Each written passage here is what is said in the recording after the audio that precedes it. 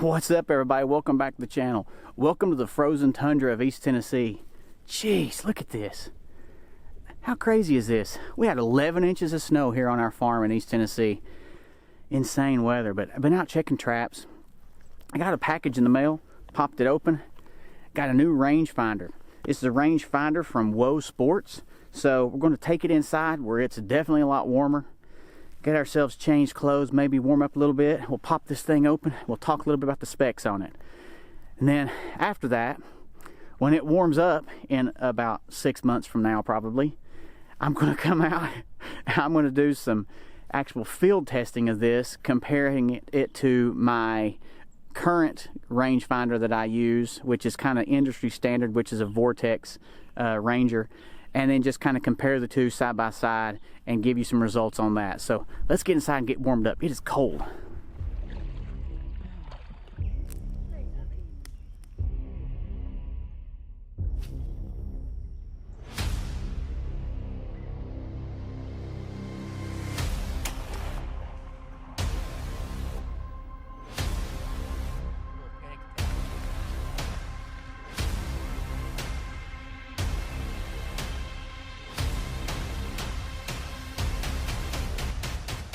Okay, we're back inside now where it's a lot warmer. It is really, really cold outside, and I did not want to do all this stuff outside. So here is the box that the rangefinder came in. It's actually a really high quality box.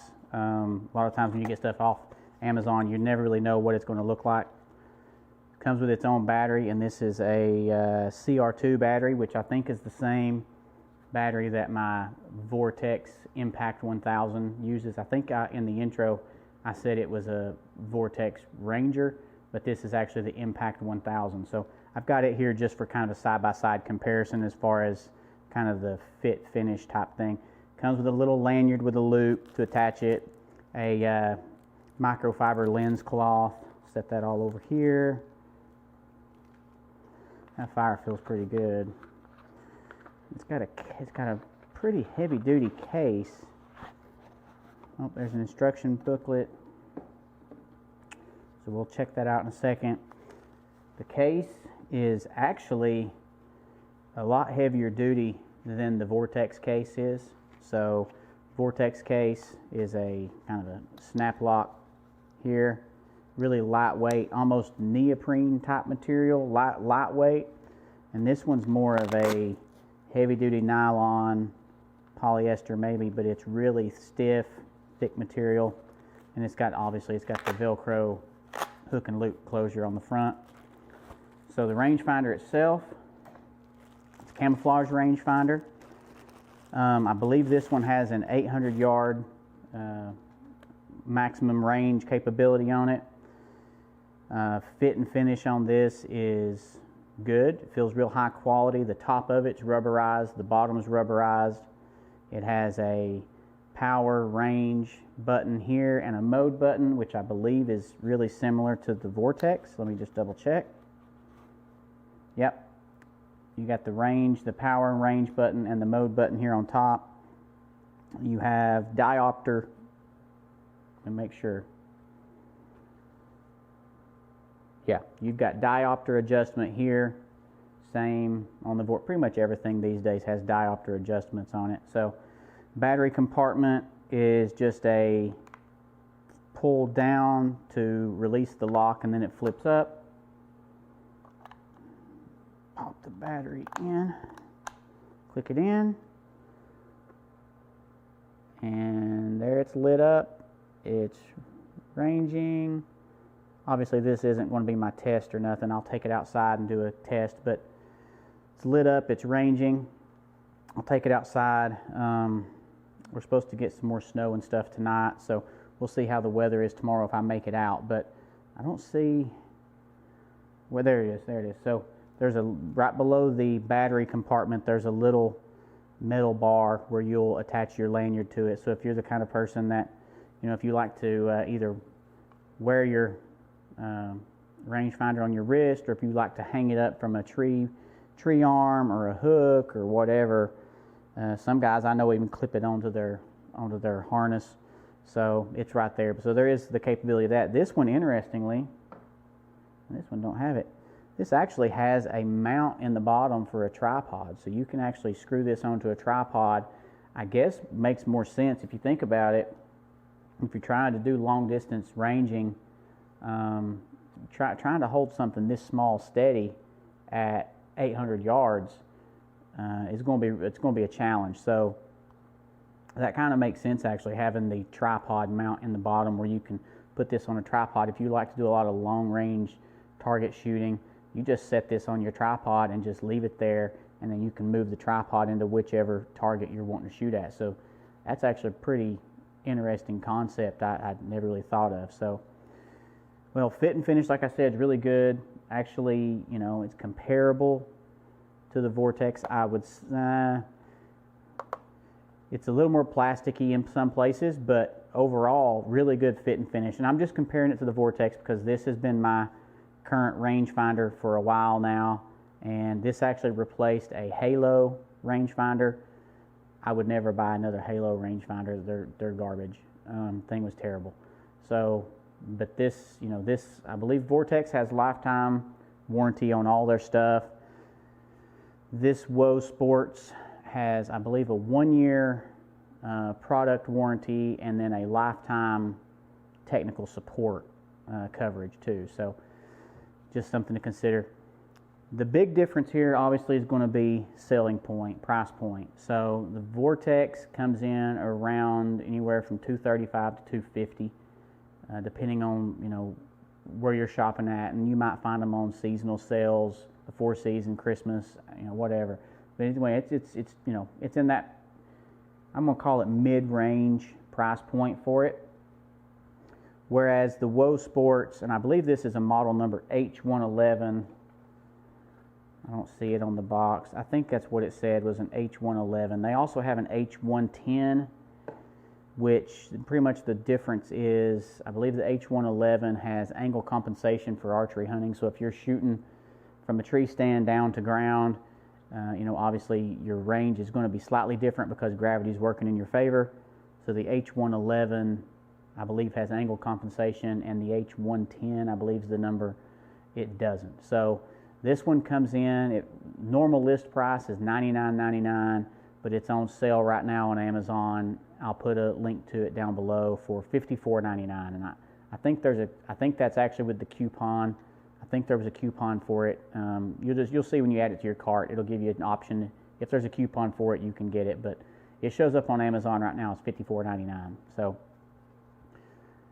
yeah, I guess next step will be to get this thing outside when we have favorable conditions to do some range comparisons between it and the Vortex, and then we'll just compare those to known distances since we are here at the house and I'm able to physically measure distances to certain objects. So that's it for the inside, you know, aesthetic kind of unboxing overview comparison. So we'll see you outside.